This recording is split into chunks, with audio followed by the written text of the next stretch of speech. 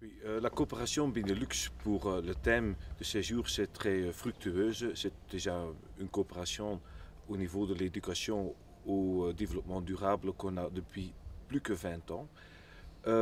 C'est un échange d'idées, c'est un échange de best practices entre les partenaires Benelux avec une coopération aussi des régions en Belgique.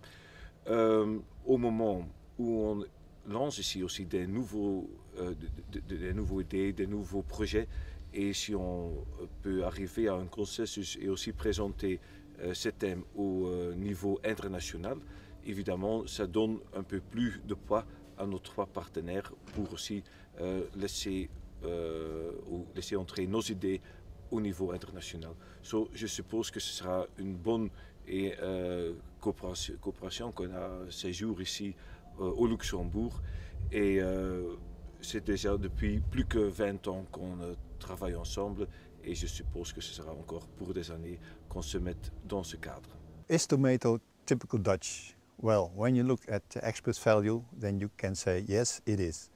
But typical in case of sustainability, you should consider other criteria.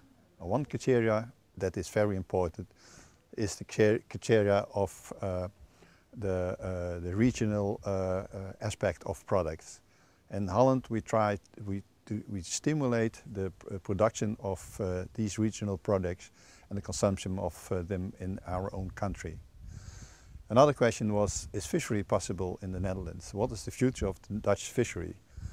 Well, we think it can flourish because we work together with the Dutch fishermen to ensure ecological and sustainable fishery methods. That's why we are supported by the EU budget supporting our innovative fishery programs. Michel avait posé la question si on peut espérer changer un jour les comportements des jeunes qui évoluent quand même maintenant vers des modes d'alimentation pas très sains. Son argument était de dire les grandes compagnies de fast-food ou de l'alimentation ont des budgets de promotion énormes et face à cela, les budgets pour la promotion d'alimentation saine sont beaucoup plus limités. Ma réponse à cela est que oui, je suis d'avis qu'on peut changer les comportements.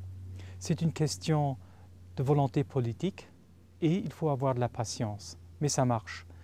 J'ai comparé la situation à celle qu'on avait au niveau des jeunes qui fument, ou quand je regarde le Luxembourg, des campagnes menées sur de longues années, suivies de décisions politiques, ont quand même fait que, surtout les dernières années, la proportion des jeunes qui fument a diminué fortement.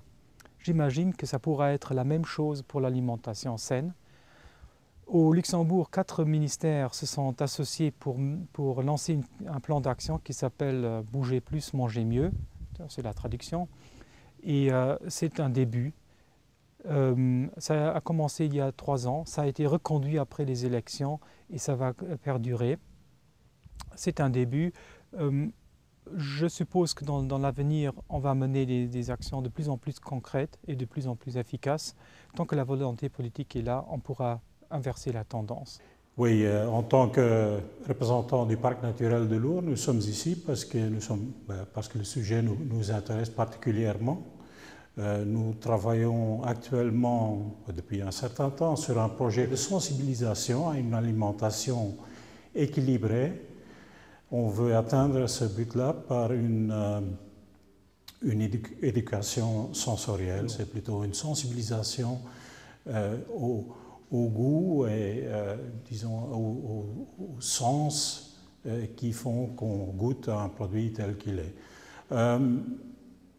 Nous estimons qu'une bonne éducation, disons, à une alimentation doit composer à une composante qui est nutritionnelle, c'est-à-dire qui concerne plutôt les connaissances. C'est extrêmement important, bien sûr, parce que sans connaissance, on est complètement exposé aux influences de la publicité et de la science même. Il faut également avoir un minimum de connaissances pour bien comprendre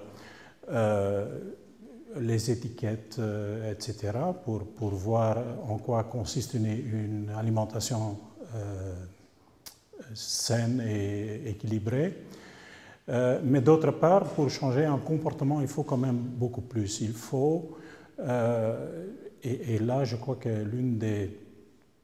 l'un des objectifs que ce projet s'est posé, c'est qu'il faudra trouver un moyen de changer les comportements, et on croit avoir trouvé un moyen dans une approche de sensibilisation au goût et au sens qui déterminent notre attitude vis-à-vis d'un aliment.